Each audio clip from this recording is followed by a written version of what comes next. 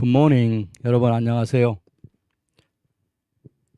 오늘 고고학 우리가 10번째 시간입니다. 여러분 이 날씨가 참 좋네요. 날씨 좋고 지금 6월 하순으로 접어들었는데 선선하고 이렇게 좋은 때 기도하고 책 읽고 공부에 대해서 토론하고는 참 좋은 일이죠. 우리 같이 기도하고 시작하겠습니다. 사랑과 은혜가 충만하신 여호와 아버지 하나님, 오늘 저희들이 성서 고고학 10번째 수업을 하게 되었습니다. 저희들이 과거의 인류가 어떻게 살았는지 배워서 앞으로 인류가 어느 방향으로 갈지 지혜를 얻는 좋은 시간이 되게 도우시고, 우리가 특별히 성경의 진리를 각자가 하나님에게서 받은 은사를 가지고 거기에 지혜를 더하고 지식을 더해서 좋은 아름다운 하나님이 원하시는 방향으로 해석하고 깨닫고 가르칠 수 있도록 하나님 우리를 도와주시옵소서. 예수님의 이름으로 기도하옵나이다. 아멘. 자, 지난 시간에 한 것 조금 복습을 해보겠습니다. 지난 시간에 에드워드 로빈슨에 대해서 여러분 배운 거 기억하시죠? 성서 고고학하고 성서 지리학의 창시자라고 할 수 있는 분입니다. 특별히 이분은 성서 지리학을 하는데 어마어마한 기초를 놓은 분이에요. 그래서 이분이 그 성서 지리학을 했기 때문에 성서 고고학도 제대로 할 수가 있는 것입니다. 우리나라도 그래요. 우리나라도 이 서울의 지명을 보면요, 지명이 굉장히 그 중요한 의미를 갖거든요. 어떤 마을 이름을 고려 시대에는 A라고 했고 조선 시대에는 B라고 했고, 그러다가 이제 대한민국 시대에는 또 C라고 하고 이렇게 변천하는 경우가 있거든요. 그러면은 초기에 이것이 이름이 뭔지 모르는 경우가 있습니다. 여기 지금 우리 청교도 신학교가 스튜디오가 있는 곳이 장위동이거든요. 이 장위동은 장위라고 하는 것이 높은 벼슬이라는 뜻입니다. 긴 장자에 그 위치라고 하는 위자거든요. 그 높은 벼슬이라고 하는 뜻이거든요. 그러니까 이 지역이 그럼 이 지역에서 무슨 일이 있었길래 이름이 그럴까? 근데 이 장위동은 조선시대 초기에도 있었다고 합니다. 그렇다면 고려시대에도 장위동이라는 이름이 있었다고 봐야 되겠죠. 조선시대에는 고려시대의 연속이니까요. 뭐 정치 체제는 변했지만 땅이나 백성이나 다 그대로 있지 않습니까? 그래서 이게 이름이 굉장히 오래된 이름이에요. 장위동은. 그 조선시대 말기에는 이조 판서가 윤모라고 하는 이조 판서가 여기에 살았다고 합니다. 그 사람의 이름이 장위산인이었습니다. 장위산인. 이름이 아니라 호가. 그래서 이 지역을 이 지역의 땅들을 윤 이조 판서와 그 친척들이 굉장히 많이 가지고 있었다고 해요. 대한민국이 생긴 건국한 그때까지도 이 지역이 그 가족의 땅이 굉장히 많았다고 합니다. 그래서 이 이름에 대한 그 지명에 대한 연구를 우리가 한국에도 하는 학자들이 많습니다. 이게 여러분이 검색을 해보면 서울의 지명, 뭐 우리나라 전국의 지명 가지고 많은 그 연구를 해서 책을 만들어 놓은 분들이 있습니다. 그래서 에드워드 로빈슨이 그런 작업을 했다 하는 거 여러분 기억하고 계시기를 바랍니다. 예, 성서고고학의 창시자 또는 성서고고학의 아버지, 또 성서지리학의 창시자, 이렇게 부를 수 있는 사람입니다. 제가 다음 블로그에, 다음 카페입니다. 사실은 다음 카페에 있는 고세진의 성지 이야기를 네이버 블로그 쪽으로 옮기고 있는데, 다음 카페든지 네이버 블로그든지 들어가셔서 에드워드 로빈슨 그리고 플린더스 피트리, 이 두 분에 대해서 써놓은 글을 읽어보시라고 했는데 읽어보셨는지 모르겠습니다. 읽어보시기 바랍니다. 여러분이 읽어보시면은 보시고 제 강의에 댓글을 달아주시면 고맙겠습니다. 그럼 제가 여러분들이 공부가 어떻게 진전되고 있는지 알 수가 있으니까요. 자, 지난 시간에 우리는 포기가 없는 신석기 시대에 대해서 들어가기 직전에 구석기 시대의 말기, 그것을 또 다른 이름으로는 중석기 시대라고 합니다. 그때 문화가 나투피안 문화라고 제가 말씀드렸죠.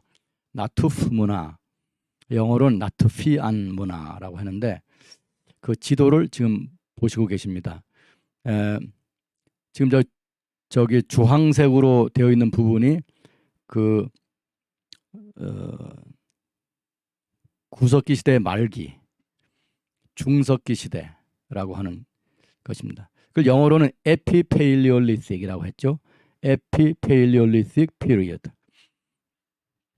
그러니까 저기 이스라엘, 그다음에 해변에는 레바논, 그다음에 오른쪽에 요르단강 동쪽에 있는 요르단, 지금 요르단이라는 나라가 있습니다. 그리고 북쪽으로 시리아의 남쪽 부분, 그러니까 시리아 전체는 아니고 시리아의 남쪽 부분, 이렇게 아주 넓은 지역이죠.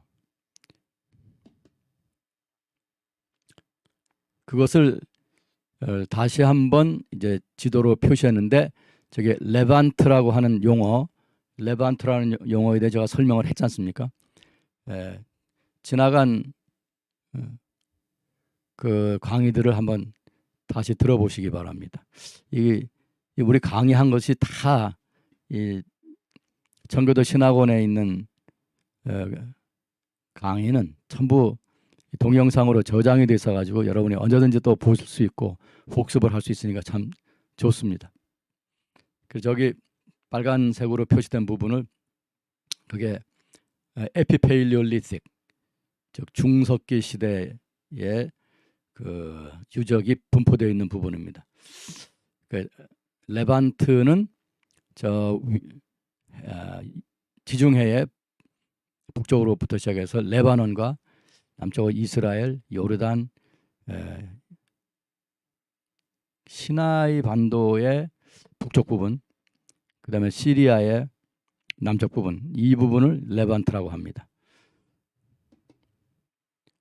오케이. 그래서 이제 이 슬라이드에서 보시는 대로 이게 역사적으로 또는 시간적으로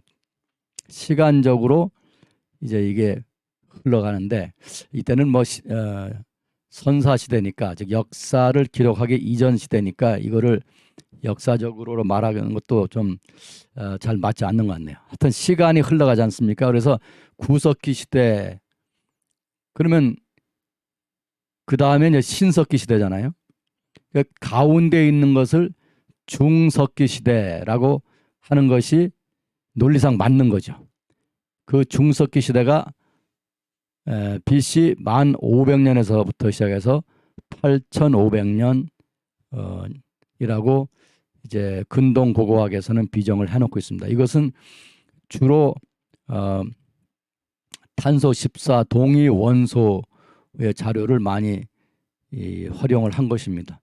물론 이제 다른 것들도 비교해서 연대를 정했지만 기본적으로 탄소 14 동위 원소로 가지고 연대를 비정한 것입니다. 그럼 이제 구석기 시대, 중석기 시대, 신석기 시대 이렇게 가야 되는데, 이 중석기 시대라고 하는 것을 어떤 사람들은 구석기 시대의 말기다 이거죠. 그래서 구석기 다음에 그럼 신석기로 이어지는 거죠. 또 어떤 사람들은 그렇게 하면 안 된다. 이걸 중석기 시대라고 하자 하는 분들이 있습니다. 그래서 근동 고고학을 하는 사람들은 이걸 구석기 말기라고 하는 사람들이 많이 있어요. 영어로는 Epipaleolithic Period. 제가 거기에 노란색으로 표시를 해놨습니다. 그리고 이제 유럽에서 고고학을 하는 분들은 물론 이제 유럽 쪽의 고고학에 대해서 쓰는 말이죠. 그거는 Mesolithic Period. 메소는 가운데라는 뜻이고 리틱은 돌이라는 뜻이죠. 그래서 가운데 돌이 돌도구를 쓰던 시대 중에 가운데 부분이다 그런 말이죠. 그래서 중석기 시대라고 쓰는 것입니다. 네, 그냥 우리가 이때를 그냥 중석기 시대라고 이해하시면 됩니다, 여러분. 왜냐하면 구석기 시대와 신석기 시대 사이에 끼어 있으니까요. 그리고 긴 시대도 아니고요. 그러니까 한 2000년 어간인데 그렇게 이해하시면 좋을 것 같습니다. 그래서 이 용어가 여러분들이 어떻게 쓰시든지 간에 여러분은 뭐 구석기 말기라고 쓰시든지 중석기 시대라고 쓰시든지 다 좋은데 내가 왜 이 말을 쓰나 하는 것은 이해를 하시고 쓰시라고 제가 이것을 다시 한번 말씀을 드립니다. 구석기 시대 말기에 대한 지난 시간의 강의를 이제 요약하고 약간 부연하면 이렇습니다. 구석기 시대 말기 에피페일리올리틱 시대는 BC 1500년에서부터 8500년경인데 이때는 사회 구조와 경제와 종교와 인간 자신에 대한 성찰 이런 것이 막 일어났던 때예요. 사회 구조를 보면 이 고고학의 그 증거들, 유적이나 유물들을 보면 이 주거 형태가 동굴 주거에서 밖으로 나오는 그래서 야외에서 이제 간단한 집을 짓고 사는 형태로 이제 바꾸는 그 과정입니다. 그리고 그렇게 되면서 사람들이 많이 모이게 되니까 인간 관계에 대한 어떤 그 상하 관계라고 할까요?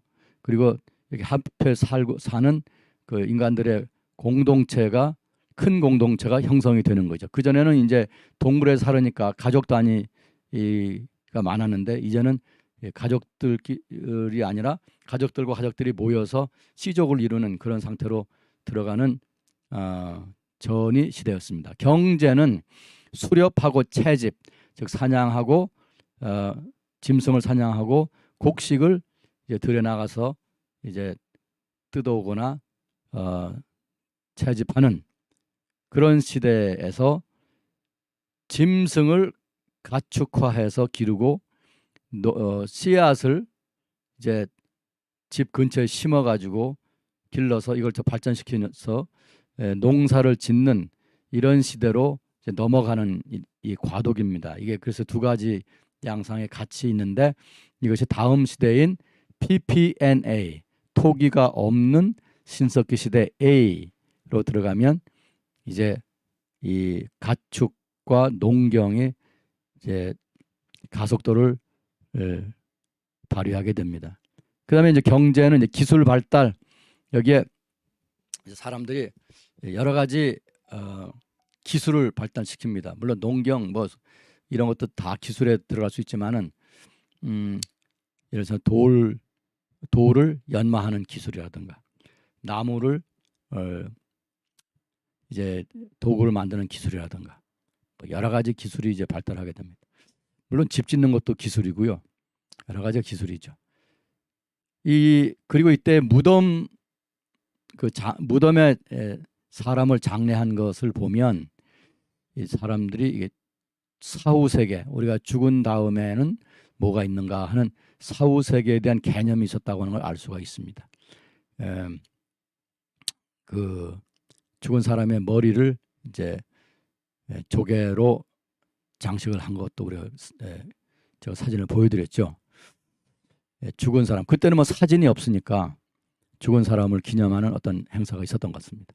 그다음에 인간 자신에 대한 성찰을 하기 시작한 때 같아요. 그래서 인간의 창조성, 인간의 자의식, 인간의 미적 감각 이런 것이 표출되기 시작한 때라고 볼 수가 있습니다. 이러한 변화가 발생하고 있었는데 이것이 이제 신석기 시대로 들어가면서 크게 발휘가 됩니다. 요동을 치기 시작했다고 할까요? 하여튼 이 신석기 시대는 이제 여러분이 굉장히 재미있다고 느끼실 그런 시대입니다. 이 신석기 시대 들어가기 전에 이 중석기 시대 또는 구석기 시대의 말기를 나투프 문화라고 한다고 그랬죠. 영어로는 나투피안 컬처. 근데 이 나투프 문화가 제가 지난 시간에 그 슬라이드를 많이 보여드렸는데 이 문화가 후반부에 가면서 이제 신석기 시대로 들어가는 과정이 되면서 문화가 변형이 일어납니다. 즉 뭐 나빠졌다는 게 아니라 다른 형태가 일어나죠. 그래서 그 이스라엘의 남쪽의 네게브와 그다음에 시나이 반도 거기에는 하리프 문화라고 하는 것이 일어납니다. 이 하리프 문화는 먼저 그 하리프라고 하는 유적에서 발견됐기 때문입니다. 이 대개 이 문화의 이름은 그 발견된 장소를 따라서 붙이는 예가 많습니다. 그다음에 이제 거기서 이제 거의 끝나면서 신석기 시대로 들어가는 아주 그 초입입니다. 초입에 키아미안 문화라고 하는 것이 또 생겼습니다. 그것은 사해 근처에 이스라엘 사해에 있지 않습니까? 사해의 왼쪽 즉 서쪽에 엘키암이라고 하는 유적이 있는데 거기에서 이 토기가 없는 신석기 시대로 들어가는 이 전이 문화가 발견이 되었습니다. 그러니까 이런 것들은 너무 세부적인 것이라 여러분들이 이것까지 다 공부를 하시면은 자료가 없는데 힘드시니까 제가 요 말씀만 드릴게요. 여러분이 하리프 문화와 키아미안 문화 요 이름 정도는 알아두시면 되겠습니다. 그래서 이 엘키암 문화라고 하는 문화가 얼만큼 많이 분포되어 있는가 하는 것을 보여주는 지도입니다. 저 왼쪽 아랫부분에 이스라엘 지도가 있지 않습니까? 그 사해 옆에 이게 글자가 작아서 잘 안 보이실 텐데 그래도 그 보면 지명들이 여러 개가 있지 않습니까? 시리아 쪽으로 올라가도 지명들이 있고요. 그런 데가 다 그 엘키암 문화를 보여주는 유적들입니다. 그러니까 이 중석기 시대에서 신석기 시대로 넘어가는 과도기 이게 신석기 시대로 가까운 그런 문화를 가지고 있는 유적들입니다. 자, 다시 한번 이제 우리가 중석기 시대 에피페일리올리틱 시대를 이제 떠납니다. 이제 다시 오기 힘드니까 이 레반트의 지도를 다시 한번 보여드립니다. 레반트라고 하는 이름을 잊지 마시기 바랍니다. 지난번에도 보니까 지난주인가요? 신문에서 우리나라 신문에서 레반트라는 단어가 나오더라고요. 이게 앞으로 더 많이 쓰일 겁니다. 이게 중립적인 단어거든요. 중동이라 이스라엘 이런 데를 중동이라고 부르는 건 사실 잘못된 말이거든요. 근동이라고 해야 되거든요. 근데 지금도 중동이라고 하다가 이 레반트라고 하는 단어가 더 중립적이고 비정치적인 말이라서 아마 이걸 많이 쓰지 않을까. 근데 우리나라는 이게 늦어요. 자, 여기까지 우리가 공부를 했는데요. 다음은 이제 신석기 시대로 들어가겠습니다. 신석기 시대로 들어가기 전에 여러분들한테 광고를 한마디 하겠습니다. 이제 다음 주가 우리 청교도 신학원의 마지막 그 수업이라고 합니다. 이게 봄학기. 그리고 이제 여름 방학으로 들어간다고 합니다. 그래서 시험이 7월 첫 주에 있는데 저는 시험 문제를 5개만 냈습니다. 사지선다형이니까 쉬울 거예요. 그러니까 이 시험은 신석기 시대 전까지 것을 내는데 그렇다고 해서 신석기 시대를 공부를 안 하면 안 되겠죠. 여러분이 신석기 시대 전까지의 공부를 하시면 이 시험은 5가지인데 5문제밖에 안 됩니다. 예, 여러분들이 그 100점 맞는데 별로 문제가 없을 겁니다. 우리가 그 전에 공부할 때 보면은 학생들은 선생님이 어려운 거 낼 거다 그래가지고 어려운 것만 찾고, 선생님은 학생들이 이거 좀 좋은 성적을 내게 해야지 그래가지고 쉬운 걸 내고, 그래가지고 시험 치러 가보면은 이게 선생님은 쉽게 냈기 때문에 학생들이 어려운 걸 공부해 놓고 쉬운 걸 더 오히려 답을 모르는 경우가 있습니다. 예, 그런 일이 없도록 여러분이 쉬운 쪽, 어려운 쪽 다 보시기를 바랍니다.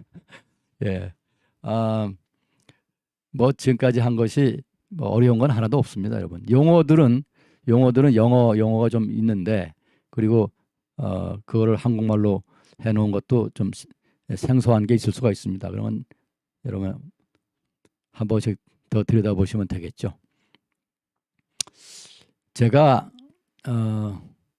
어느 날 심심해가지고 도대체 내가 중고등학교, 대학교, 대학원, 외국 유학까지 다 합해서, 미국과 이스라엘 유학까지 다 합해서 도대체 시험을 몇 번이나 봤을까?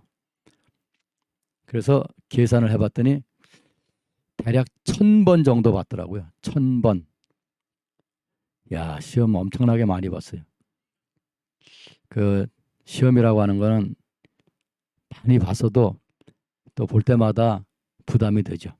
여러분 가벼운 마음 가지고 보시면 될 겁니다. 자, 신석기 시대로 들어갑니다. 신석기 시대는 BC 8500년에서 4300년 어간입니다. 약 4000년 정도 되죠. 그래서 신석기 시대를 우리가 이제 공부하게 되겠는데, 여기서 BC라고 써놓은 것은 다른 책이나 또 영어로 된 문서들에 보면 BCE라고 쓴 경우가 많이 있다고 말씀드렸죠. 같은 시대, 같은 시간대를 표현하는 말입니다. 자, 영어로는 신석기 시대를 The Neolithic Period로 합니다. Neolithic. Neo는 새로운이란 뜻이고, Lithic은 돌, 한문으로는 석, 그런 뜻이죠. 그래서 신석기 시대를 Neolithic Period라고 합니다. 이 신석기 시대부터 여러분은 굉장한 흥미를 느끼실 겁니다. 또 느끼셔야 됩니다. 왜냐하면 우리 인류가 과거에 어떻게 살았는가, 지금 우리가 먹고 있는 이 곡식, 우리가 먹고 있는 이 육류, 그러니까 쇠고기니 닭고기니 하는 것들, 그 다음에 우리가 지금 전 세계적으로 하고 있는 상업, 그래서 무역이라고 우리는 다른 말로 하죠. 이 상업이라. 이런 것들의 그 시작이 그 중석기 시대 말기에 일어나 가지고, 그 다음에 신석기 시대에 굉장히 발전하고 정착이 된 겁니다. 신석기 시대가 인류 문명의 그 기본 틀을 놓은 시대라고 할 수가 있습니다. 그리고 그때 이제 주거 형태의 변화가 일어나면서, 이 변화는 벌써 중석기 시대, 에피페일리올리틱 시대에 시작된 건데, 이제 주거 형태의 변화가 아주 빠르게 진행이 됩니다. 뭐 지금처럼 빠른 건 아니지만은 그때 과거 석기 시대의 그 발전 과정에서는 빠른 거죠. 그래서 이런 것들이 막 일어나는 거예요. 지금 우리는 뭐 우리나라 주거 형태의 변화가 뭐 초가집, 저는 이제 어려서 초가집에 살았고 당연히 전기가 없었죠. 전기 수도가 없었죠. 그런데 이제 서울로 이사를 오니까 전기와 수도가 있었고, 집도 초가집이 아니었죠. 뭐 기와집에서 잠깐 사는 적도 있지만은 어쨌든 이런 그 주거 형태의 변화가 나중에는 뭐 이게 벽돌집이고, 뭐 그다음에는 뭐 시멘트 집이고 뭐 이러면서 이제는 또 단독 주택이 아니고 아파트 문화가 되고, 우리나라는 그 아파트 공화국이라고 하잖아요. 외국에 다녀보면은 아파트는 사실은 가난한 사람들이 많이 살거든요.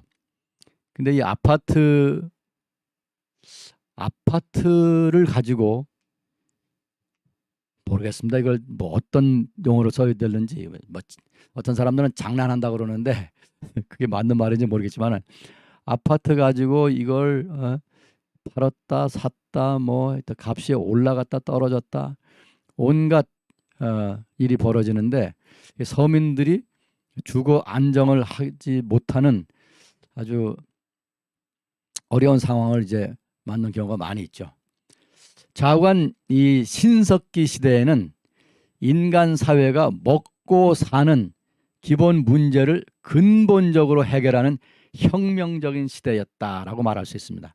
여기서 혁명이라는 단어가 이제, 이거는 뭐 제가 쓰는 말은 아니고, 이제 과거에 이 성서고고학의 대가들, 지금 다 돌아가셨지만은 또 시카고 대학교에 계시던 이제 아주 대단한 그 교수님들이 쓰던 용어입니다. 지금은 이제 고고학계에서 일반적으로 이 신석기 시대, 근동의 신석기 시대를 설명할 때 revolutionary, revolution, 혁명이란 말을 많이 이제 적용을 합니다. 그래서 농사와 목축과 상업, 주거 형태 이런 것에 대한 혁신이 일어났다, 이런 말입니다. 그리고 이제 기술 혁신이 일어나는데, 이제 주거 형태에 대한 변화가 있었을 뿐만이 아니라, 그다음에 기술 혁신이 일어나서 돌을 가지고 도구를 만드는데, 돌을 아주 섬세하게 갈아 가지고 이것을 아주 미세한 작은 도구들을 만드는 기술을 개발했고, 뼈, 가죽, 나무, 뭐 나중에는 뭐 이제 신석시대 후반에 가면 신석시대가 한 2000년 정도 지나간 다음에는, 그 다음에 이제 토기가 있는 신석기로 들어가면 이제 흙을 가지고 어마어마한 그 창의력을 발휘하는 것을 볼 수 있죠. 토기를 만든 거죠. 지금은 이제 그 초반에는 이제 토기는 없었습니다. 네 번째로는 이제 영적인 각성이 생기는데, 여기에 예술, 장례, 풍습, 이게 웬일인지 예자와 술자가 떨어져 있네요. 예술, 물론 근데 예술이라고 하는 건 그 당시에 이것을 예술을 하려고 예술가들이 만들었다라고 보기는 어렵고, 사람들이 다 예술적인 감각을 가지고 이제 무엇을 만들었는데, 그것은 지금에 와서 보면은 예술적이다, 이런 얘기죠. 장례 풍습도 보면은 이제 제가 여러분에게 이제 사진을 보여드리겠습니다만은, 그 사람의 머리를, 죽은 사람의 머리죠. 죽은 사람의 머리를 그 턱을 없애고 턱을 뜯어내겠죠. 그걸 이제 진흙으로 발라가지고 그 다음에 거기다가 색깔을 칠하고, 뭐 이런 예술적인, 지금 생각하면 조금 이제 무서운 얘기인데, 하여튼 그땐 그랬습니다. 다섯 번째로 이제 기후가, 신석시대 기후는 BC 7000년대와 6000년대에는 비가 좀 많이 왔습니다. 그래서 이스라엘 가보시면 지금 굉장히 그 이스라엘 남쪽 네게부, 그리고 시나이반도는 이집트의 영토입니다, 지금. 그래서 네게부에서 이집트를 가듯이 시나이반도에 가려면은 비자가 있어야 갈 수 있고, 아니면 여행 허가가 있어야 갑니다. 그래서 지금 굉장히 메마른 땅이거든요. 근데 그때는 BC 7000년대와 6000년대에는 거기에도 비가 왔다는 겁니다. 그래서 그걸 어떻게 알 수 있느냐 그러면, 그때 고고학 연구를 통해서 보면 그 당시에 거기에 주거지들이 있었거든요. 지금은 이제 뭐 물을 강제로 이제 끌어다가 이제 뿌리고 농사를 지으니까 뭐 지금이야 뭐 기계의 힘을 빌려서 하는 거지만 과거에는 그런 게 없었기 때문에 거기에 주거지가 있었다고 하면은 물이 있었다는 얘기죠. 비가 왔다는 얘기입니다. 그렇게 해서 신석기 시대가 진행이 되는데 이 신석기 시대는 대개 두 부분으로 나눕니다. 전반부가 있고 후반부가 있습니다. 전반부는 토기가 없는 신석기 시대 A와 토기가 없는 신석기 시대 B. 그래서 토기가 없는 신석기 시대 A와 B로 구성되어 있습니다. A는 8,500년에서 7,500년, 약 1,000년간이고 B는 7,500년에서 6,000년까지, 약 1,500년간입니다. 이것을 토기가 없는 신석기 시대 A 이렇게 말하니까 길죠. 그래서 이걸 우리가 PPNA라고 합니다. PPNA. 영어로 Pre-Pottery Neolithic A. 파터리는 토기라는 뜻이거든요. 토기가 있기 전 신석기 시대 그런 뜻입니다. 그걸 A, B로 나눈 겁니다. PPNA. 그 다음에 토기가 없는 신석기 시대 B는 Pre-Pottery Neolithic B. 그래서 PPNB 이렇게 말합니다. 여러분들이 PPNA, PPNB 이렇게 사용해 주시면 그걸 토기가 없는 신석기 시대 A 이렇게 말하느라고 애쓰시는 것보다 쉬울 것 같습니다. 저도 PPNA 또는 PPNB 이렇게 말하겠습니다.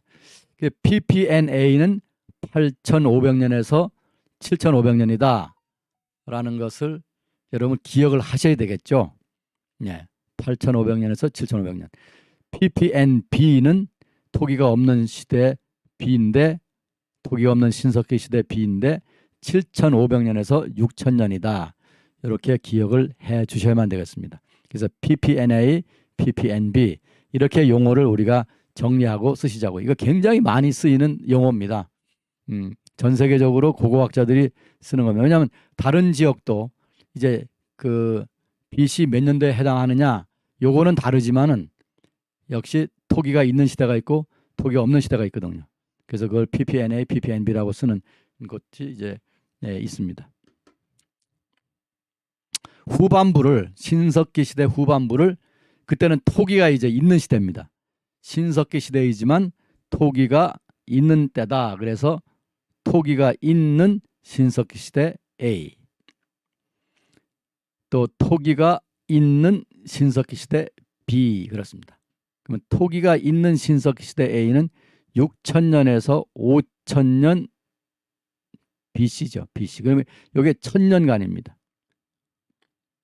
그리고 토기가 있는 신석기 시대 B는 5,000년에서 4,300년 BC, 약 700년간입니다. 그래서 이것도 이 시대를 말을 하려면 굉장히 길지 않습니까? 토기가 있는 신석기 시대 A 이게 굉장히 길어요. 그래서 우리는 이것을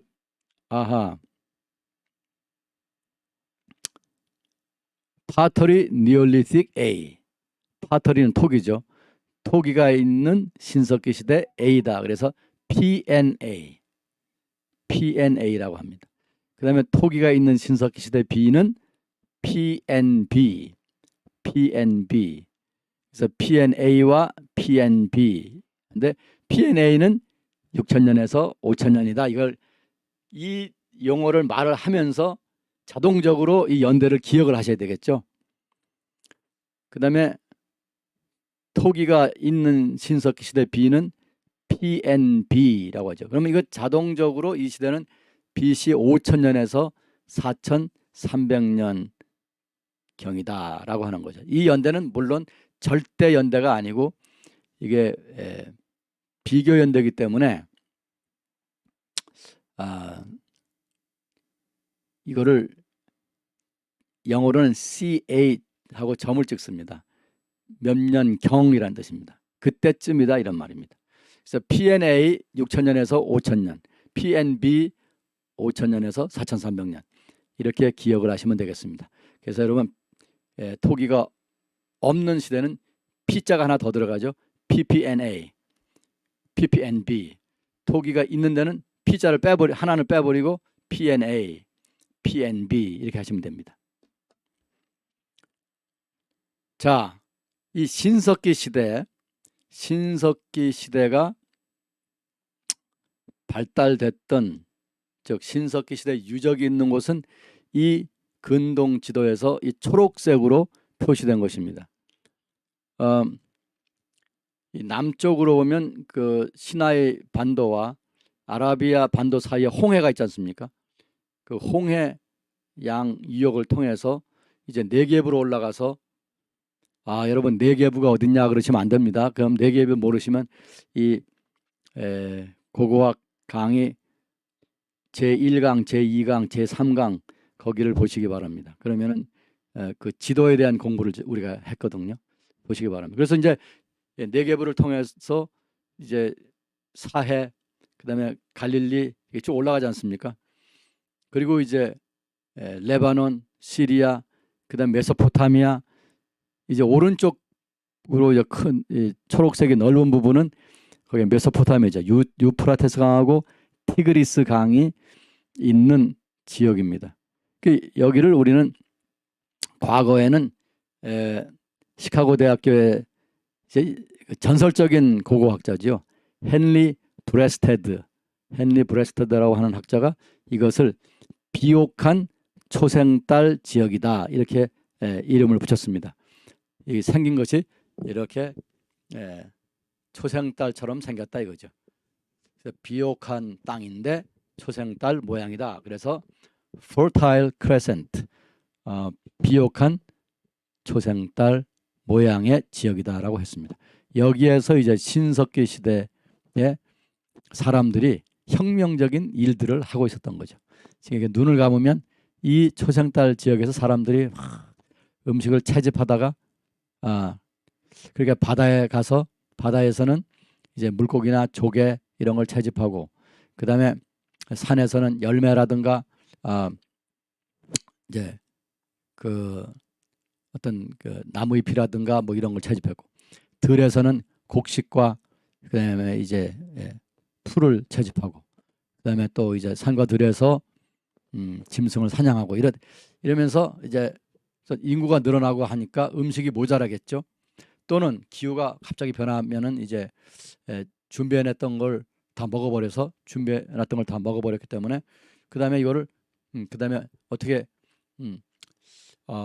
또 채집을 하러 나가야 되는데 일기가 갑자기 나빠져서 며칠 동안 나갈 수가 없는 상황이 되는 경우가 있거든요.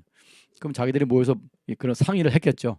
자, 우리가 이것을 뭐 영구적으로 해결하는 방법이 없겠냐. 뭐 이런 많은 토의가 있었을 겁니다. 지금처럼 뭐 단어가 이 사전을 꽉 채울 뭐 10만 단어니 20만 단어니 이렇게 단어가 많지 않았지만은 그들 나름대로의 그 언어 통화 방식을 가지고 한정된 단어겠지만은 그런 단어를 사용해서 아마 여러 가지 논의를 하고 상의를 했을 겁니다. 과거의 사람들을 우리가 우리와 같은 인간으로 생각을 해야지 원숭이 같은 짐승으로 생각하면 안 되는 것입니다. 하나님께서는 짐승은 짐승으로, 사람은 사람으로 창조하신 겁니다. 짐승이 변해서 사람이 되는 것이 아닙니다. 또 과거에 어떤 단세포나 이런 그 세포가 많지 않은 어떤 그 벌레 같은 것이 발달을 해가지고 뭐 어떤 큰 짐승이 되고 또는 새가 되고 그래가지고 그것이 또 아주 오랜 세월을 거치면서 뭐 인간으로 발전했다. 그런 것은 우리가 믿을 수도 없고 받아들일 수도 없는 것입니다. 하나님은 벌레는 벌레대로 창조하셨고 물고기는 물고기대로 창조하셨고 짐승은 짐승대로 창조하셨고 나무는 나무대로 창조하셨고 이런 그 종류별로 창조하셨고 사람은 사람으로 창조하신 겁니다. 그래서 제가 고고학을 해보니까 고대 인류가 굉장히 지혜롭더라고요.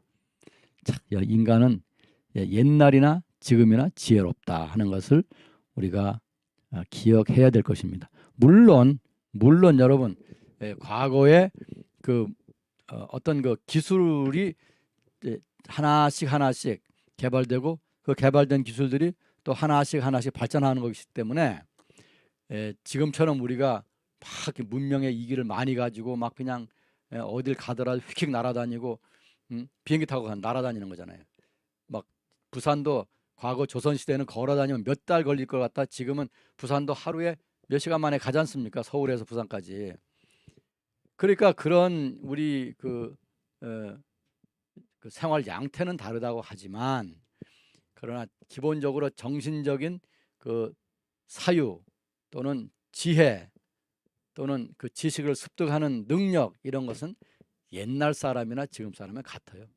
우리가 옛날 사람 뭐 500년 전이랄까 뭐 1000년 전이랄까 1000년 전이랄까 이렇게가 아니라 아예 그냥 BC 8500년 지금부터 만년으로 이렇게 올라가더라도 역시 인간은 하나님이 창조하신 위대한 피조물이었다 하는 것을 고고학의 현장에서 알 수가 있는 것입니다. 물론 그들은 우리보다 가난했죠. 그러나 그들은 역시 짐승과는 다른 아주 인간적인 품위를 가지고 사유하며 미래를 개척해 나간 위대한 인류였다라고 말할 수가 있습니다. 그래서 그 지역에서 그 비옥한 초생달 지역에서 지금 이 지도를 보시면은 그 초록색 부분 있지 않습니까? 거기가 이제 작물을 재배하기 시작한 곳입니다. 그러니까 곡식을 보리나 미린 같은 이 야생 곡식을 씨를 채취해서 그거를 이제 집 근처에 심어 가지고 이거를 개량해서 농경 사회로 진입을 한 겁니다. 그게 신석기 시대에 일어난 겁니다. 이것을 우리는 농업혁명이라고 하는 것입니다. 농업혁명. 물론 이제 가축도 없었죠 처음에는. 그러나 이제 사냥을 하다가 아유 지쳤어. 그래서 이제 그 짐승의 새끼들을 데려다가 집에서 기르고 그것들이 자라서 이제 처음엔 야생이니까 뭐 사고가 당연히 있었겠죠. 우리를 뛰어넘어 탈출한다든지 사람에게 해를 입힌다든지 뭐 이렇게 손을 물어뜯거나 뭐 이래가지고 해를 입히든지 뭐 이런 일이 있었을 겁니다. 그러나 그 시대가 그런 어떤 시기가 지나가면서 이 짐승들이 이제 가축화되고 이제 사람 말을 잘 듣게 되고 새끼를 낳아서 계속 이것이 이제 그 개체 수가 늘어나고 뭐 이렇게 됐겠죠. 그 과거의 그 무덤에 보면요, 사람들이 처음에 같이 이제 부장한 것이 개였습니다. 개. 사람이 제일 먼저 가축화한 것이 개였던 것 같아요. 그래서 에피페일리올리틱 중석기 시대 무덤에 보면 이 사람 옆에 개가 부장된 걸 볼 수가 있습니다. 그러니까 인류가 벌써 BC 만년경에 이 짐승을 가축화하는 작업을 한 겁니다. 여기는 지금 이제 씨를 이 식물의 씨를 채취해서 심어가지고 이걸 산에 가서 들에 가서 채취하지 않아도 편안하게 집 근처에서 수확할 수 있는 이런 이제 그 농경 사회로 진입을 한 거죠. 여러분이 지금도 꾸준히 뭐 이미 있는 그 작물, 즉 채소죠. 채소나 풀이나 뭐 꽃이나 뭐 이런 것을 또 서로 교배를 해가지고 새로운 걸 만들어내기도 하고 산이나 들에서 또 그 전에 발견하지 못했던 것을 새롭게 발견해서 그거를 이제 관상용으로 만들기도 하는데, 제주도에는 이 전 세계에서 다른 곳에는 없는 희귀한 꽃이나 식물들이 있습니다. 이거를 그 여행객들이, 그냥 여행객이 아니겠죠. 이런 것을 전문으로 연구하고 또 다른 나라에 가서 그거를 불법적으로 채취해가는 사람들이 이제 오는데, 그건 이제 도둑질이라고 봐야 되겠죠. 그걸 이제 캐서 이제 가져가는 겁니다. 그런 일이 벌어진다고 합니다, 여러분. 아마 설악산이라든가 우리나라 다른 깊은 산에는 아직도 인류가 발견하지 못한 식물들이 숨어서 사는 건 아니지만은 하여튼 외롭게 살고 있을 겁니다. 어쨌든 이제 신석기 시대에 들어가서 우리가 이런 작물 재배를 했다는 거. 그러니까 우리가 먹고 있는 이 곡식이나 이 푸성귀가 다 아주 오래전에, 만년 전에 인간 옆으로 이제 오게 된 그런 시대였던 것입니다. 여러분, 이 지도가 잘 보일지 모르겠습니다. 이거 이제 PPNA와 PPNB, 토기가 없는 신석기 시대에 그 유적들이 있는 곳입니다. 이건 이스라엘과 요르단 사해를 경계로 해서 지금 왼쪽에는 이스라엘 나라, 오른쪽에는 요르단이라는 나라가 있죠. 물론 이스라엘 나라에는 지금 팔레스타인이라고 하는 지역이 여기저기 있습니다. 거기에 보면 이제 여러분 잘 안 보이면 까만 글자로 써놓은 곳들이 그 PPNA와 PPNB의 유적들이 있는 곳입니다.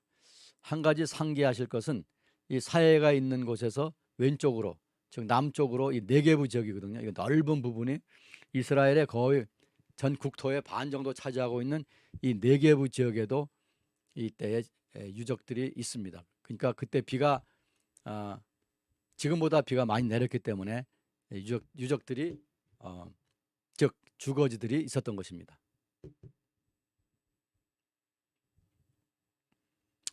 그 토기 없는 신석기 시대 PPNA, 이것은 8,500년에서 7,500년이다. 여러분 자동적으로 생각하셔야죠. 이 고고학은요, 이 연대를 잘 알아야 됩니다. 근데 사실은 뭐 저도 이 연대를 어떨 때는 헷갈릴 때가 있어요. 그래서 항상 이 연대, 또 그리고 학자들마다 또 연대를 바꿔요. 이건 뭐 연대가 너무 늦다, 위로 땡기자. 이 한국 고고학도 제가 지난 20년 동안 지켜보니까 막 그전에는 뭐 신석기 시대가 한참 늦었어요. 그리고 석동기 시대도 굉장히 늦었는데, 그 근동에 비해서 늦었는데 요새는 또 많이 올렸더라고요. 올려가지고서 이 근동 시대 연대에 가까이 가도록 그렇게 이제 연대를 책정해 놨더라고요. 죄송합니다. 오케이. 그래서 PPNA, 토기 없는 신석기 시대 A에 대해서 좀 더 들여다보겠습니다. 오케이. 요르단강 골짜기에 여러 신석기 시대 유적들이 있습니다.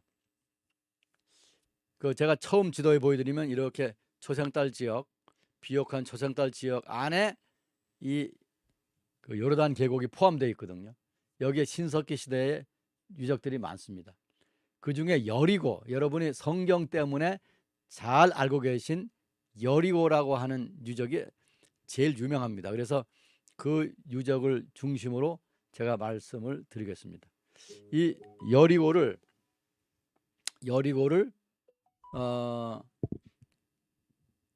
그 지역 지명으로는 히브리어로는 여리고라고 하고 아랍어로는 텔 에스 술탄이라고 합니다. 텔 에스 술탄. 이 용어를 알아놓으면 참 좋습니다.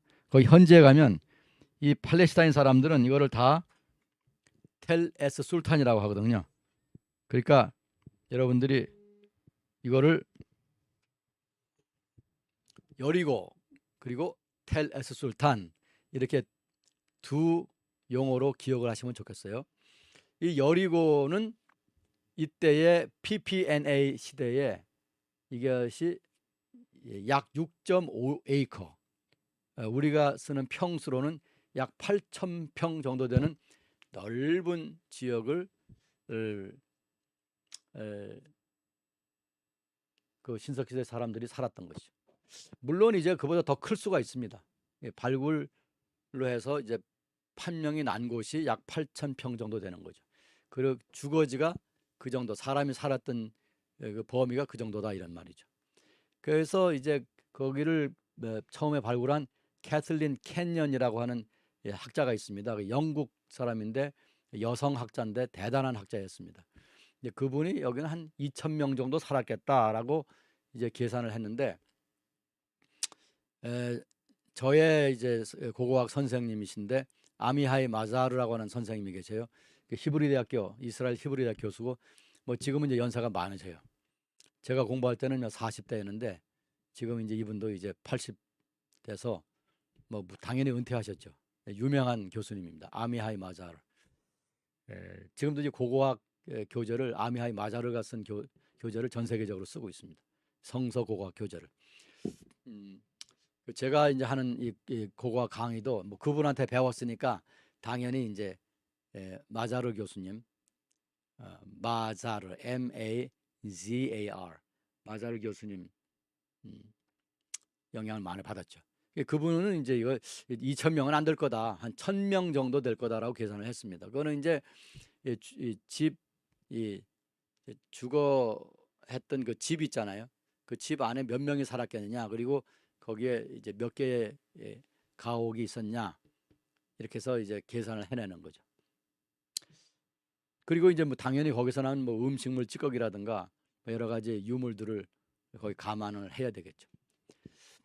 PPNA에서 PPNB까지 연속해서 PPNA부터 시작해서 PPNA로 들어갈 때까지 이게 그 사람들이 살았습니다. 그러니까 2,000년 동안 계속해서 사람들이 살았다는 얘기죠.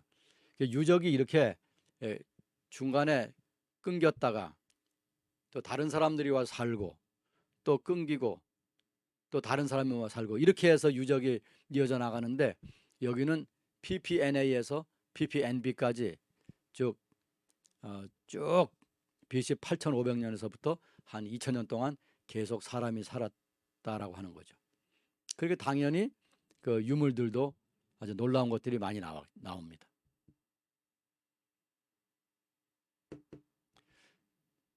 그럼 주거 형태, 첫째로 지금 이제 제가 보여드리는 것은 여리고, 즉 텔 에스 술탄, 거기에 나온 것을 주로 하고, 또 다른 곳에서 나온, 다른 유적에서 나온 것도 제가 여기다 포함을 해서 설명을 드릴 것입니다. 그러니까 이것이 다, 모든 게 다 여리고 것이다라고 생각하시면 안 되고, 그저 80%가 여리고 것이고 나머지는 다른 곳에서 온 것, 다른 곳의 자료다 하는 것을 이해해 주시면 되겠습니다. 주거 형태를 보면요, 지금 이 사진이 여리고 사진입니다. 여리고 텔 에스 술탄. 지금 이 동쪽에서, 즉 요르단강 쪽에서 서쪽으로 바라본 곳입니다. 지금 여기 지금 발굴해 놓은 것이 여리고이고, 저 멀리 보이는 산이 유다 광야입니다. 유다 광야의 끝입니다. 저기로 올라가면은 광야가, 굉장히 긴 광야가 서쪽으로, 그리고 남쪽, 왼쪽이죠, 남쪽으로, 또 북쪽, 동쪽이죠, 광활하게 펼쳐져 있습니다. 언젠가는 제가 여러분을 모시고, 이거는 모시고라고 하는 것은 굉장히 높은 용어인데, 또는 그냥 학교에서는 인솔해서, 인솔이란 말을 많이 쓰더라고요. 여러분을 인솔해서 저기에 가서 현장에서 설명하고 신나는 시간을 가질 수 있기를 학수고대합니다. 그래서 지금 이 여리고를 중심해서 말씀드리는데, 지금 이 앞에 보면은 동그란 탑이 있죠. 동그란 탑에서 제가 설명을 드릴 겁니다.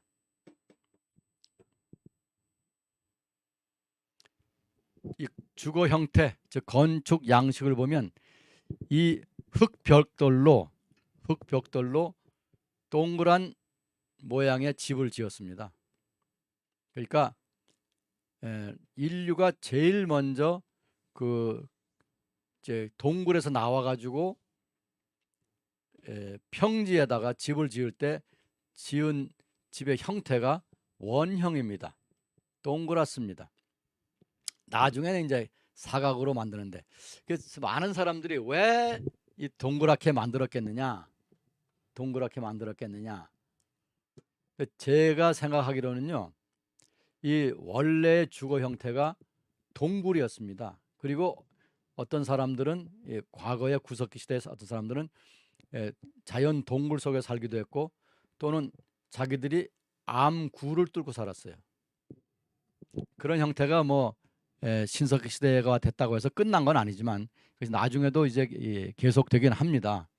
근데 그 사람들이 살던 주거 형태가 이 직선이 아니고 곡선입니다. 동굴에 들어가도 이게 방이 둥그렇고, 이제 자기들이 암구를 파도 또는 이제 밑으로 어떤 갱도를 파도 이게 다 동그란 형태입니다. 그래서 나와서 이제 건물을 지을 적에도 머릿속에 들어있는 것이 이제 그 개념 자체가 동그랗기 때문에 집을 이게 동그란 형태로 만들지 않았나. 이걸 동그란 형태로 만들기 위해서 이제 돌이라든가 이제 흙을 사용했는데, 흙은 이제 벽돌인데 당연히 지금같이 잘 만든 벽돌이 아니겠죠. 이걸 진흙을 개가지고 대충 만든 이렇게 덩어리를 만든 그런 흙벽돌이죠. 그런 흙벽돌을 사용해서 이렇게 둥근 집을 만든 거죠. 이것은 이제 여리고는 아니고요, 다른 곳에서 나온 도면입니다. 이 도면 하나가 이게 굉장히 비용이 많이 드는 거예요. 그래서 여러분들이 도면을 볼 때에 그냥 휙휙 지나가지 마시고 자세히 들여다보시기 바랍니다. 이 도면에 보면, 아래에 보면 이 척도가 있지 않습니까? 여기 10m 척도가 있고, 그 다음에 이게 방위, 이게 북쪽이다라고 하는 것이 있거든요. 그래, 북쪽으로 되어 있고 이것은 10m. 그러면 저 집이 몇 메타, 가로로 몇 메타, 세로로 몇 메타인지 판단을 할 수가 있죠. 저기 집 하나 보면은 맨 왼쪽 밑에 있는 걸 보면은 이제 남북으로 아마 한 5m 정도 되겠고, 좌우로 동서로는 한 4m 정도 되지 않을까, 또는 될 것 같다, 이렇게 판단할 수 있습니다. 그러니까 집 안이 5m, 4m면은 5, 4, 20, 20제곱미터가 되는 거죠. 그러면 그래서 20이면 3.3, 한 평이 3.3이니까 3.3으로 나누면 약 4.5평 정도 되겠다라고 볼 수 있는 거죠. 4.5평 정도. 제가 사는 집이, 제 서재가 약 3평 정도 됩니다. 물론 이거 서재는 제가 혼자 쓰는 거죠. 저기는 한 4평 반 정도 되는 집 안에 식구들이 뭐 그때는 산하 제한 없었으니까요. 몇 명이 살는지 한 3-4명, 이제 4명, 4-5명이 이제 살았겠죠. 만약에 이게 부족해서 바로 옆에다가 또 집을 지었고, 저 집들이 다 동시에 지어졌다고 볼 수는 없는 거죠. 시차를 두고 어떤 것은 먼저 지어졌고 어떤 것은 좀 나중에, 뭐 1년 후든지 뭐 이렇게, 아니면 6개월 후든지 이렇게 시간차가 있었다고 봐야 되겠죠. 식구가 늘어나면 집을 더 많이 지었다고 생각하는 것은 자연스럽죠. 근데 이때 이제 흙벽돌이 이렇게 딱 네가 사각이 진 그런 흙벽돌이 아니고 대충 물로 개어서 했기 때문에 이 바닥에, 땅 바닥에 놓고 이걸 만들었으니까 바닥은 평평한데 윗부분은 둥글어요. 손으로 이렇게 이걸 진흙을 이제 매만졌으니까. 그래서 이거를 플레이노 컨벡스 머드브릭이라고 영어로 말하는데, 뭐 그건 뭐 용어가 여러분이 영어로 알 필요는 없고 그냥 등이 둥근 흙벽돌이다라고 여러분 알고 계시면 됩니다. 손으로 이제 주물러서 만들었기 때문에 그런 형태가 됐다라고 보는 것입니다. 그래서 이제 아까 그 도면에서 나온 것을 이제는 그 왼쪽에 있는 그림은 이렇게 이건 돌을 쌓아서 만든 집이거든요. 동그랗게. 저런 형태로 들어가는 입구, 나가는 출구가 있습니다. 두 개가 있고, 그리고 이제 그 마당, 이게 마당이라고 해야 되는지 방이라고 해야 되는지, 그때는 뭐 이렇게 그 안에 방을 구분하는 것이 있긴 있어요. 근데 이 집은 그게 없으니까 단칸방이 이 집인 거죠. 그 안에 이제 돌로다가 이렇게 쌓아놓고 이제 모닥불을 만들 수 있도록 해놓은 거죠. 그 오른쪽 위에 보면은 이거는 상상도입니다. 집을 만드는데 이 지붕을 어떻게 씌웠을까? 근데 뭐 긴 나무들을 갖다가 서로 이렇게 세워가지고 서로 기대게 해서 지붕을 만들었다라고 생각하는 사람들도 있고요. 더 자연스러운 것은 이게 비가 많이 안 오는 지역이거든요. 그러니까 뭐 제가 뭐 여리고를 뭐 몇 번을 갔는지 수백 번을 갔죠. 뭐 여리고. 이스라엘에 제가 한 13, 14년 사는 동안에 여리고는 뭐 수백 번을 갔다고 봐요. 왜냐하면 제가 갈릴리에서 발굴을 했는데요. 갈릴리 쪽에서 발굴을 했는데 예루살렘에서 갈릴리를 갈 때 거의 100% 여리고를 통해서 갔습니다. 그러니까 엄청나게 많이 갔죠. 근데 보니까 그때 여리고에서 비를 만난 것은 만나긴 만났어요. 비가 후두둑 떨어질 때 비 온다 이러는데 그래도 뭐 그게 소나기가 되든지 그게 뭐 비가 계속되거나 그러진 않았거든. 이 요르단 골짜기가 굉장히 그 더운 곳입니다. 그렇기 때문에 뭐 저렇게 지붕을 만들었다기보다는 그렇게 이제 돌로 밑에 기초 부분과 어느 정도 쌓은 다음에 나무들을 세우고 그 위에다가 나무 가지들을 놓아서 그늘이 통하고 통풍이 되게 했다라고 저는 생각을 합니다. 제가 사실 그 갈릴리에서 이 발굴을 하면서 그 지붕을 발굴한 적이 있거든요. 지붕. 이게 굉장히 지붕을 발견하는 것은 무지하게 희귀한 일입니다. 근데 그 지붕을 보니까는 이 갈대를 엮어서 만들고 그걸 이제 진흙을 발랐더라고요. 근데 이제 제가 발견한 그 연대가 그거는 철기 시대였습니다. 철기 시대 2기. 그러니까 역사 시대죠. 지금 신석기 시대를 말하는 게 아니고 역사 시대인데 이스라엘의 그 분열 왕국 시대입니다. 그때도 그 지붕을 갈대로 만들었다는 얘기입니다. 갈대와 진흙으로 만들었다. 근데 이제 제가 발굴을 해서 보니까 이 흙덩어리가 이렇게 이제 큰 흙덩어리인데 가운데 구멍이 뚫렸더라고요. 이렇게 구멍이 뚫렸어. 이상하다. 이게 도대체 뭔가. 그래서 그런 걸 이제 덩어리를 몇 개 더 발견한 거죠. 그러니까 지붕이 무너져서 깨진 거죠. 근데 그 안에 들어있던 갈대는 삭아버린 거죠. 세월이 오래 가니까. 그래서 여기서도 지금 신석기 시대에도 지붕을 저렇게 하기보다는 아마 이 기둥을 이렇게 올리고 기둥 몇 개 안 올려도 되거든요. 기둥을 4곳에만 올려도 되거든요. 그리고 위에다가 나뭇가지나 갈대를 덮었을 것이다.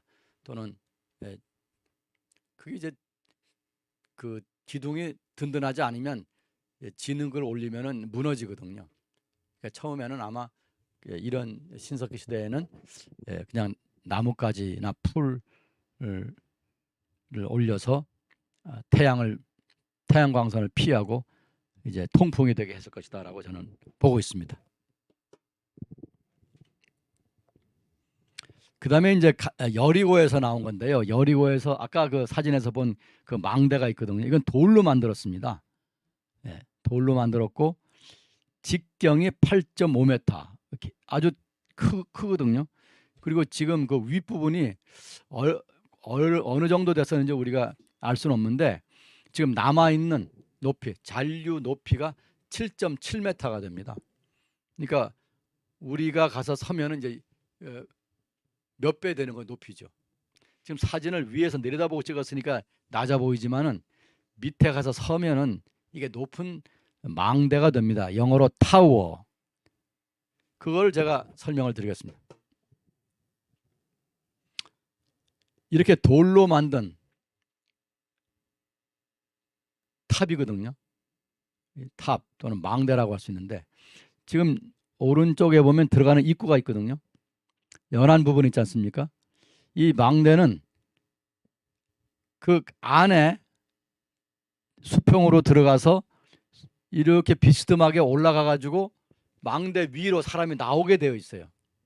이게 기가 막힌 거거든요. 이게 BC 8500년경에 만든 거거든요. 지금부터 10,000년 전에 만든 겁니다. 여러분 10,000년 전에는 도시란 것이 없었어요.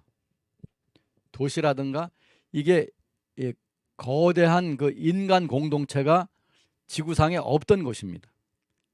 근데 여기에 여리고에 이와 같이 거대한 망대를 만들었다고 하는 것은 이게 수수께끼입니다. 이게 그 인류 역사 또는 인류가 발생한 이후에 생긴 그 미스테리에 대해서 뭐 말하는 사람도 있지 않습니까? 그런 또 책도 있지 않습니까? 근데 여리고가 이 미스테리 중에 미스테리인 것입니다. 이 망대의 현재 높이가 과거에는 얼마인지 모르지만 제가 볼 때는 10m도 넘었을 것 같아요. 왜냐하면 이렇게 올라가면서 좁아지지 않습니까? 그대로 쭉 더 올라가면은 10m는 넘었을 것 같아요. 사람이 그 안에 들어가서 쭉 걸어, 이 계단이거든요. 계단을 밟고 올라가 가지고 맨 위에 올라가서 그 망대 위에 설 수 있었다는 거예요. 그렇다면 이 망대의 용도가 뭐냐 이거죠. 그리고 망대의 용도를 우리가 아직도 잘 판별해내지 못하고 있습니다. 그래서 PPNA 8500년에서 7500년 이 어간에는 공공 건물이 이 지구상 어디에도 없던 시대예요. 그런데 여리고에서는 이것이 개인 건물이 아니거든요. 이게 공공 건물이거든요. 그렇다면 이것은 뭐였겠냐? 이게 세계 최초의 도시 공동체인가? 이런 질문이 생기는 거예요. 제가 아까 말씀드리기를 이 여리고의 PPNA가 8,000평이 된다고 말씀드렸거든요. 그러니까 이거는 인류 최초의 도시 공동체라고밖에 볼 수가 없는 거예요. 서양 학자들이 그럴 수가 있겠냐? 이게 인류의 위대한 문명이 발상한 곳은 다 큰 강이 있는 곳이다. 그래서 티그리스, 유프라테스 강이 있는 메소포타미아, 인더스 강이 있는 곳, 황하가 있는 곳, 뭐 이런 데인데 여기는 그럴 수가 없다. 아마 지구에서 가장 오래된 도시, 즉 BC 8000년보다 더 오래된 도시가 메소포타미아에 있을 것이다 라고 생각을 해서 거기에 가서 발굴을 지표조사를 하고 발굴을 했어요. 근데 아직까지 이 여리고보다 오래된 도시는 나오지 않은 거예요. 그래서 지금도 지구에서 가장 오래된 도시는 여리고에 있었다라고 하는 것이 정설인 것입니다. 그러면 이 망대가 무엇을 하던 망대냐? 어떤 사람들은 이 망대가 적이 쳐들어오면 빨리 대응할 수 있도록 망을 보던 감시탑이었다라고 말을 합니다. 근데 문제가 뭐냐면 그렇게 쳐들어올 적이 어디에 있었냐 이거죠. 왜냐하면 다른 곳에 이와 같은 공동체가 있었다고 하는 것을 아직도 우리는 발견해내지 못하고 있기 때문입니다. 즉 요르단 계곡이라든가 그 서쪽으로 유다 광야를 통해서 올라가는 유다 산악지방, 지금은 유다 산악지방이라고 하죠. 신석기 시대는 뭐 그냥 산악지방이죠. 유다라는 말이 없었으니까요. 그런 산악지방의 그런 공동체 대거 침입을 하고 침략을 할 수 있는 공동체들이 있었다라고 하는 것을 증명하는 그런 도시가 없기 때문에 이 방어용 감시탑이었다, 방어용 망대라고 하는 것은 우리가 믿기가 어렵다 이거죠. 그래서 사람들은, 다른 고고학자들은 그럼 이것은 제사를 지내던 제단이었다라고 말을 합니다. 그러니까 위에 올라가서 제물을 가지고 와서 거기다 놓고 하늘을 향해서 또는 뜨는 동쪽에서 뜨는 태양을 향해서 제사를 지내던 그런 제단이었다라고 말하는 사람도 있습니다. 가능성은 있지만은 그것을 증명하는 유물들, 뭐 짐승의 뼈라든가 뭐 불탄 자국이라든가 이런 것이 없으니까 그것도 하나의 가설일 뿐입니다. 그러면 이거는 첨성대 같은, 우리 첨성대는 뭐 훨씬 후에 뭐 신라 시대에 만들어진 거지만 첨성대와 같은 역할을 하는 천문대였다. 그 위에 올라가서 하늘의 별과 달, 이런 천체의 움직임을 연구하는 그런 천문대였다라고 할 수도 있습니다. 그것도 하나의 가설입니다. 그럴 수도 물론 있습니다. 그러나 그것을 뒷받침하는 자료가 없기 때문에 이 모든 썰들은 그냥 가설일 뿐입니다. 놀라운 것은 이 망대가 사람이 안으로 들어가서 올라갈 수 있던, 그래서 안에 그 망대의 그 중심에 계단이, 사람이 올라가고 내려가 할 수 있는 계단이 있었다는 것이 이게 굉장히 뭐라고 할까요? 뭐 혁신이라고 말할 수도 없죠. 뭐 없던 것을 만들었으니까 창조적이라고 할 수 있죠. 왜 그렇게 쓸까?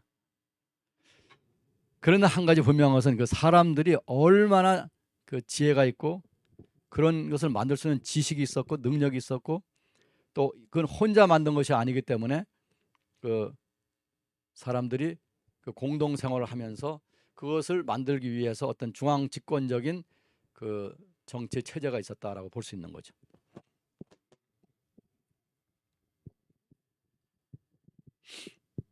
두 번째로 중앙 권력과 사회적 체계가 세워진 시대다. 그것이 PPNA다. 그것이 8,500년에서 7,000년이다라고 말할 수 있습니다. 이 여리고를 보면요, 이 8,000평에 있는 거주지가 이건 그냥 막 만든 게 아니고 누군가가 이렇게 계획을 해서 거주지를 만든 것입니다. 그래서 거주지 계획이 있었다. 지금으로 말하면 도시계획이라고 해야 되겠죠. 도시계획이 있었고 그거를 이제 구획 짓고 건물을 짓는 그 기술과 능력이 있었다, 이렇게 보는 거죠. 그래서 여리고는 또 텔 에스 술탄이죠. 텔 에스 술탄은 신석기 시대에 사회가 혁명적으로 변한 것을 또는 발전한 것을 잘 보여주고 있다, 이렇게 말할 수가 있는 것입니다.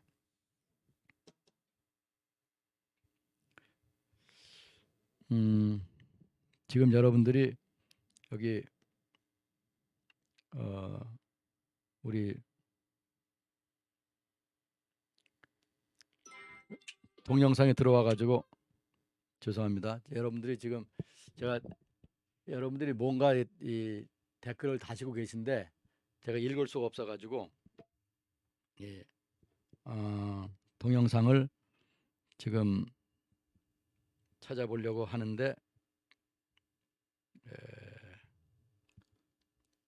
우리 동영상이 떠 있을 텐데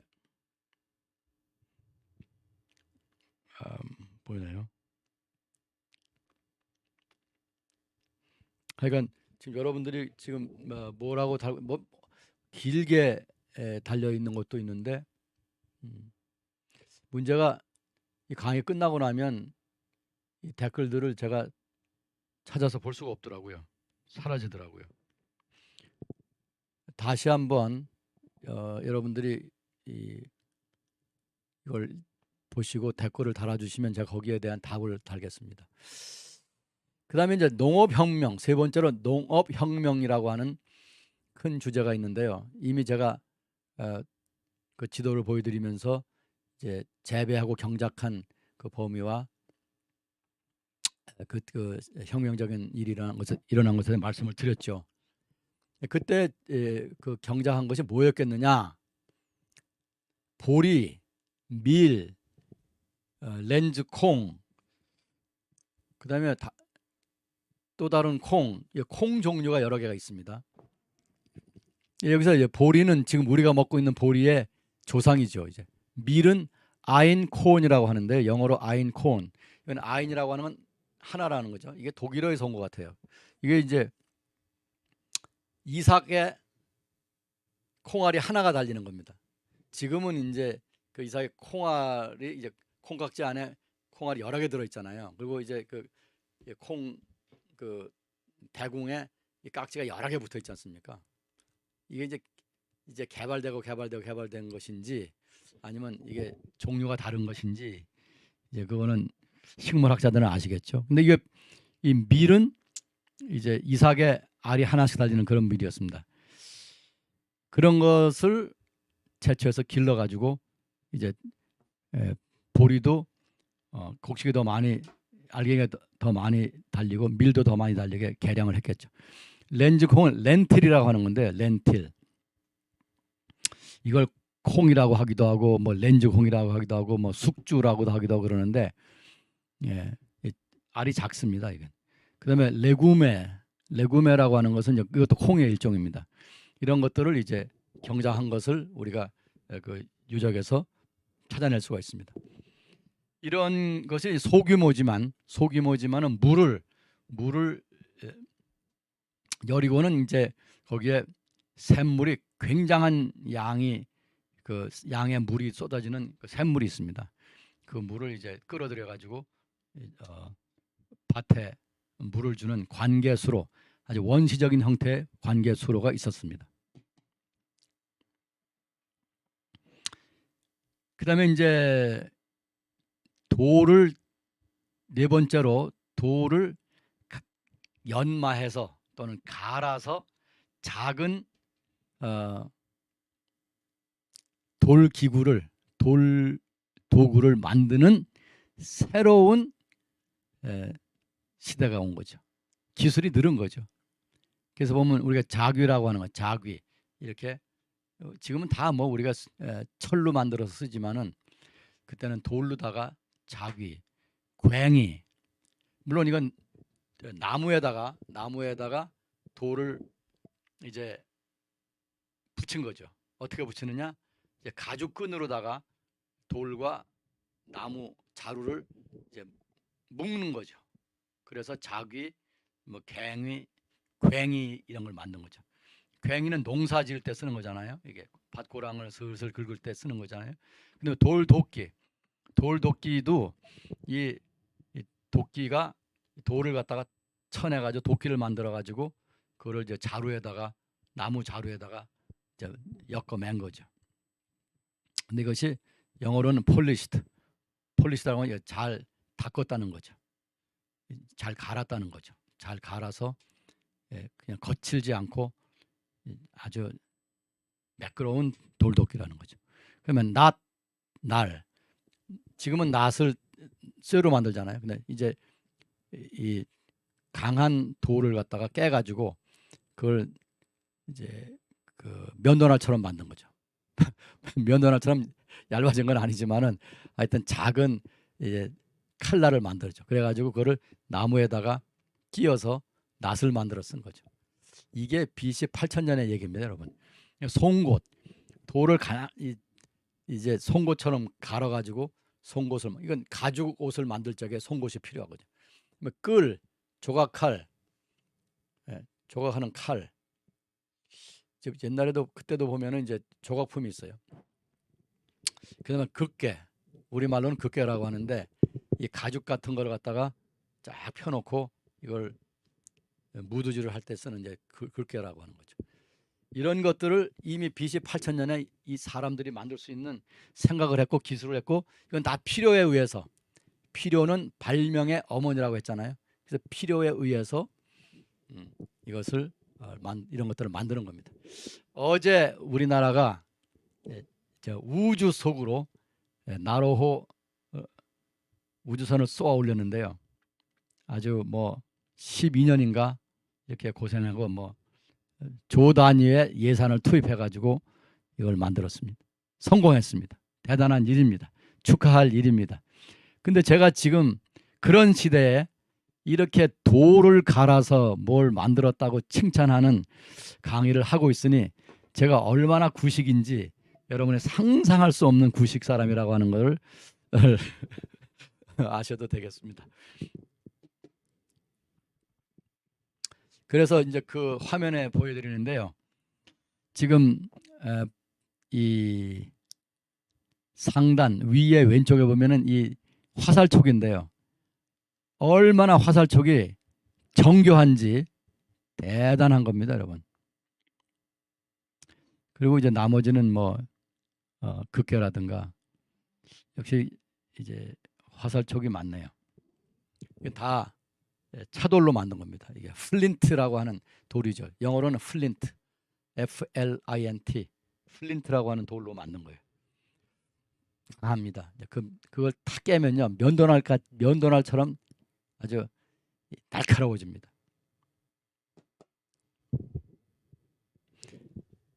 자, 이걸 보면은 여러분 오른쪽에 있는 것은 이제 도끼죠. 돌로 도끼날을 만들어 가지고 나무에 구멍을 뚫고 그걸 집어넣고 그 다음에 가죽끈으로 단단히 묶은 겁니다. 이게 도끼고요. 거기 왼쪽에 있는 건 이게 자귀입니다. 자귀. 이 나무에다가 돌로 날을 만들어서 끼우고 이제 가죽끈으로 단단히 묶은 거죠. 그 다음에 이제 밑에 있는 거는 낫입니다. 낫. 이 나무에다가 이렇게 휜 나무에다가 이 차돌을 깨서 칼날을 만들어 가지고 칼날 여러 개를 이제 박은 겁니다. 그래서 이걸 가지고 곡식을 이제 추수할 때 그 곡식 대궁을 자르는 거죠. 이게 벌써 BC 8000년경 PPNA의 인류가 이와 같이 대단한 생각을 한 것입니다.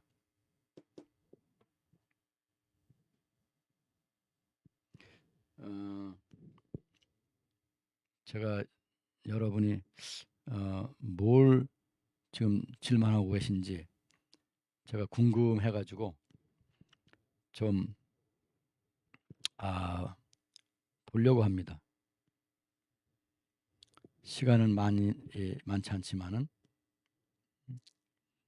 지금 자 여기 보면 여러분들이 뭘 다셨는지 오케이 감사합니다. 애국심 강의 다 좋습니다. 조승달 지역 오케이 여기 누가 썼네요. 시나이 반도에 있는 신에 사는 가짜라고. 그거 진짜입니다. 가짜 아닙니다. 그게 아니라고 하는 것이 가짜입니다. 그 다음에 광야 생활 40년의 흔적은 하나도 발견. 이건 지금 여러분이 성경을 좋아하시니까 성경 시대 얘기를 하고 계신데 지금은 PPNA를 얘기하고 있는데 나중에 이제 그런 얘기도 할 겁니다. 신해산 얘기, 떨기나무 얘기 뭐 많네요. 오케이. 자, 그다음에 이제 그 돌 도구 중에서 맷돌, 지금 같은 우리나라가 쓰고 있는 맷돌 같은 그런 정교한 맷돌이 아니죠. 이 평평한 돌에다가 곡식을 얹어놓고 가는. 그래서 맷돌이라기보다도 갈돌이라고 해야 될 거예요. 그런 것이 이제 개발됐어요. 그때. 그것도 우리가 보는 아무것도 아닌 것 같지만은 그때는 그것이 이제 위대한 제품이었다고 하는 거죠.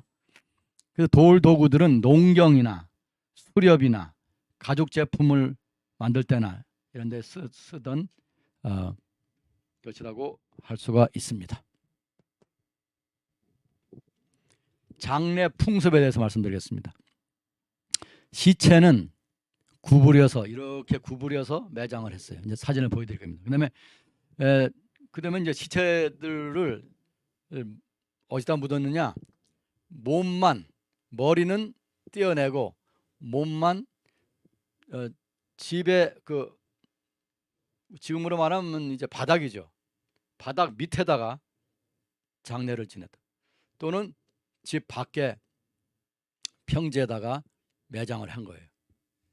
그리고 이 머리는 이 턱은 떼어내고 여기다가 진흙을 발라가지고 얼굴에 진흙을 발라서 매끈하게 하고 거기에 이제 빨간색이나 뭐 이런 색으로 그림을 그리기도 하고 눈에다가 조개를 박아서 살아있는 것처럼 살아서 보는 것처럼 이렇게 만들어가지고 그 머리는 집 안에 두었습니다.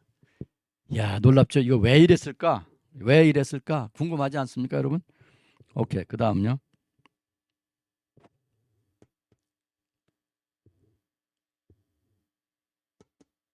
오케이. 자, 이거 여리고에서 나온 발굴인데요, 무덤인데요. 여러분 보세요.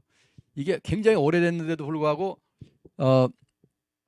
뼈가 그대로 있습니다. 왜 그러냐면은 거기가 비가 별로 안 오고 이제 건조한 지역이기 때문에 이 시체가 살은 썩었지만은 뼈는 10,000년 동안 그대로 있는 겁니다. 그러니까 우리나라에서는 이 장례를 지나면 이제 습한 지역이기 때문에 시체가 썩어요. 이제 안 썩으면은 이제 불길하다고 그러죠. 그전 사람들은. 우리는 뭐 그게 기독교인들은 그런 얘기는 안 하지만은요. 근데 지금 여기는 이 사람을 장례를 지내는데 머리가 없는 거예요. 머리가 없이 몸만 지금 장례를 지낸 겁니다.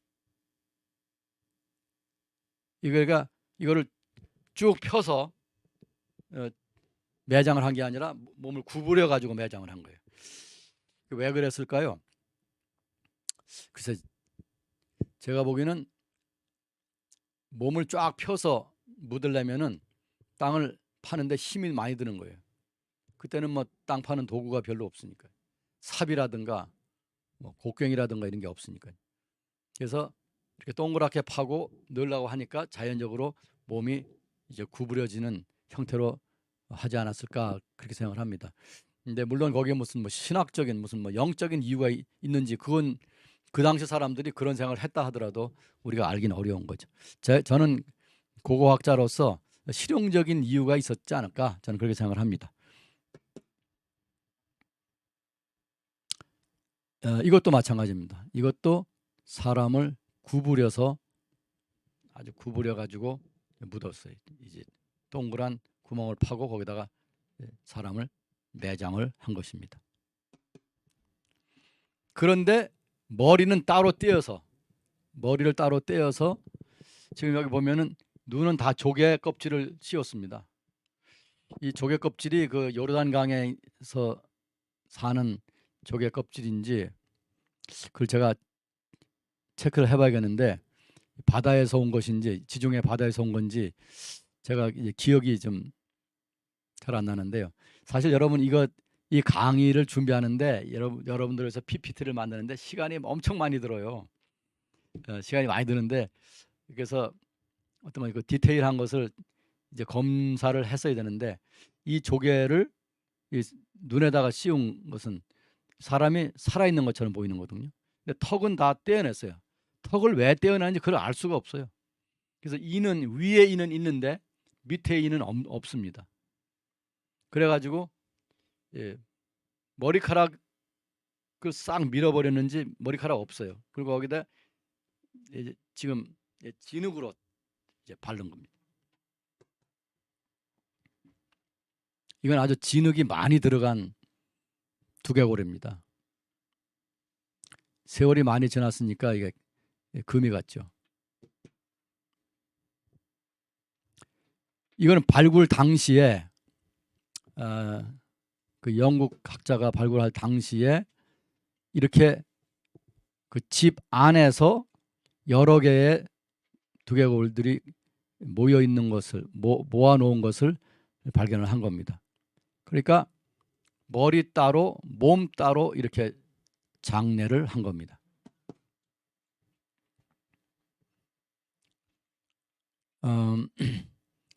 눈에 이렇게 조개를 박았고요.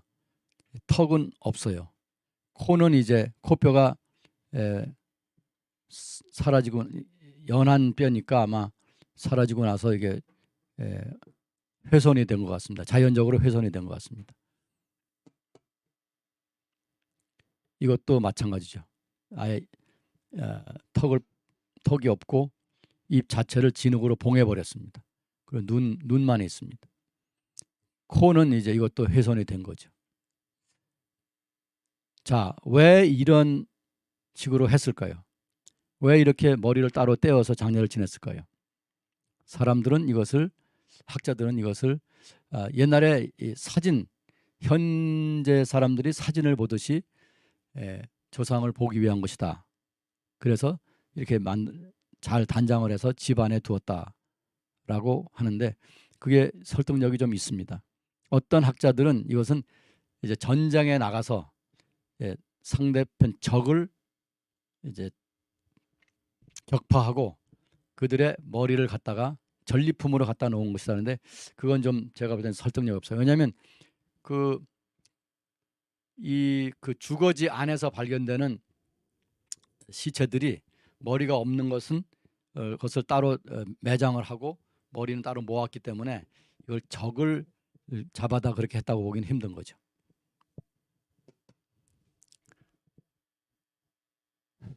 이런 예가 많이 있습니다.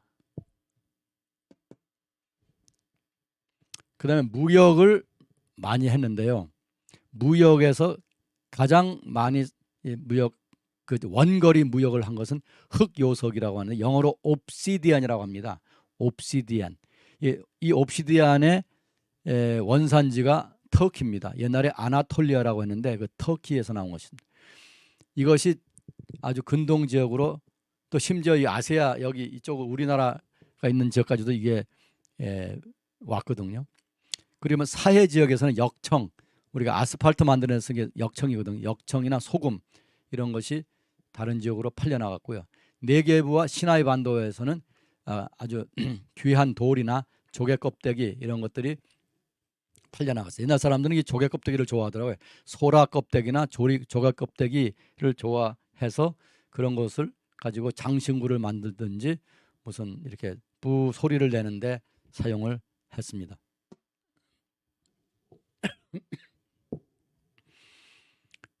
넓게 분포된 PPNA 문화, 이스라엘, 시리아, 그다음에 시나이 반도 이게 전부 이게 분포가 되어 있거든요. 제가 그 초생달 지역, 비옥한 초생달 지역에 분포되어 있다고 말씀드렸는데 시리아에서는 텔 아스와드, 다마스커스 근처에 있는 텔 아스와드, 그리고 유프라테스 강 유역에 있는 텔 무레이밭